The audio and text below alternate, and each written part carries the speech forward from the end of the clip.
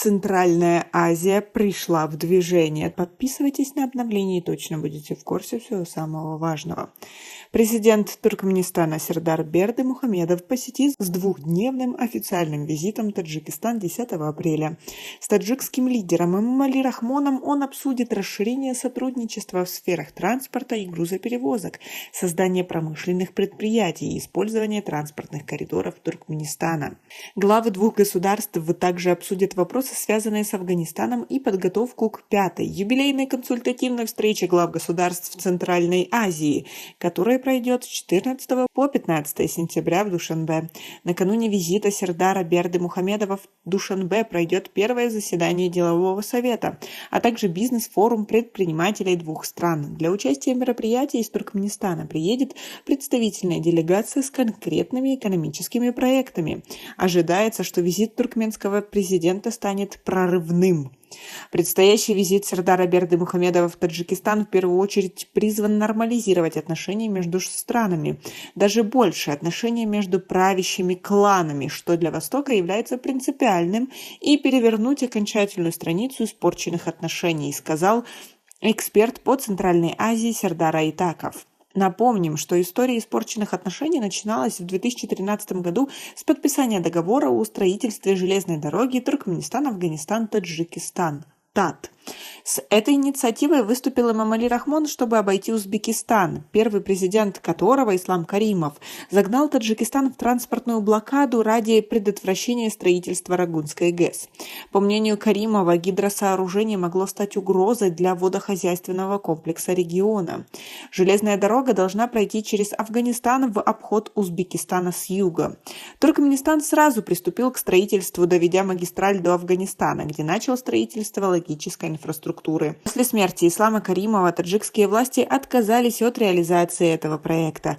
При этом, как отметил Айтаков, отказ от участия в проекте прозвучал в оскорбительной форме, особенно с учетом традиций Востока. Посол Таджикистана в Узбекистане в сентябре 2018 года публично сообщил об отказе от работ по проекту ТАТ, обосновав этот шаг потеплением отношений между странами Узбекистаном и Таджикистаном, подразумевая смену вектора политики нового президента Шавката Мирзиёева и отмену фактической транспортной блокады со стороны Узбекистана. Туркменский МИД выразил таджикской стороне недоумение, а все межгосударственные отношения вошли в глубокое пике.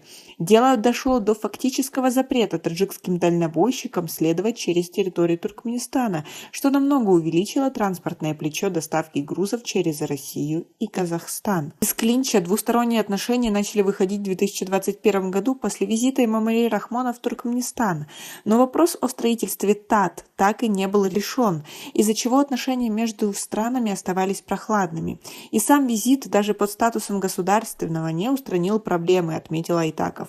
Пока Таджикистан и Туркменистан не урегулируют отношения, договор о дружбе, добрососедстве и сотрудничестве, который заключили Казахстан, Узбекистан и Кыргызстан по итогам 4-й консультативной встречи в Чолпон-Ате в 2022 году, подписан не будет. Эта нерегулированность тормозит кооперацию, которую в 2017 году инициировал Ташкент при поддержке Астаны. Сегодня регион пришел в движение не только политическое, но и экономическое. Как считает директор Центра исследовательских инициатив Бахтиер Эргашев, страны Центральной Азии проявляют готовность к диалогу и компромиссу, продвигают общие инициативы, находят решения по сложным вопросам. За 5 лет объем взаимной торговли между ними увеличился на 50%.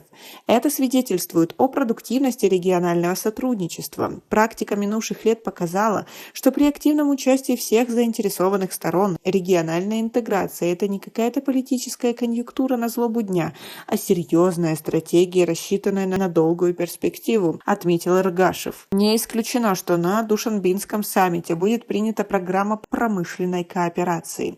Документ находится на стадии согласования. Кроме того, прорабатывается вопрос создания регионального центра развития транспортно-коммуникационной взаимосвязанности. По мнению эксперта, на предстоящем саммите в Душанбе пятерка обсудит и этот вопрос. Второй не менее, а может и более важной темой визита туркменского президента, как считает эксперт, эксперт Сердар Айтаков, является согласование позиций перед предстоящим в мае знаковым саммитом Китай и Центральная Азия, на который китайская сторона возлагает большие надежды, анонсировав принципиально новый формат отношений, который официально будет предложен странам региона и который в настоящий момент усиленно прорабатывается в деталях. Возможно, нормализация отношений между странами стала результатом дипломатических усилий именно китайской стороны, которая придает большое значение региональному сотрудничеству, а значит, любая конфронтация в регионе противоречит ее интересам, полагает Айтаков. По его словам, интересы у Китая вполне определенные. До сих пор окончательно не решен вопрос строительства линии Д газопровода Туркменистан-Китай, которая должна пройти в том числе и через Таджикистан. Наблюдатели связывают это не только с несогласованностью условий поставок газа в Китай между, собственно, Туркменистаном и Китаем, но и с неустраненным разногласием между Душанбе и Ашхабадом. Более того, Китай приступил к практической реализации ряда проектов в соседнем Афганистане. Так, в непосредственной близости к границе Афганистана с Туркменистаном китайские компании начали добывать нефть и строить нефтеперерабатывающий завод для насыщения ГСМ внутреннего рынка северных провинций Афганистана, где в настоящий момент идет строительство крупного ирригационного канала Куш-Тепа, подводящего воду Амударьи в северные провинции Афганистана Балх, Фарьяб и Джеузджан с целью масштабного освоения территорий под нужды сельского хозяйства. Учитывая интерес Китая к полезным ископаемым Афганистана, все его миротворческое и посреднические усилия в регионе будут последовательны, настойчивы и убедительны, подчеркнул Сердар Айтаков. Как вы относитесь к тому, что в последнее время Центральная Азия скооперировалась, стала более дружной и развивают совместные проекты? У нас пока на этом все. Оцените наше видео подпиской и лайком. До скорой встречи!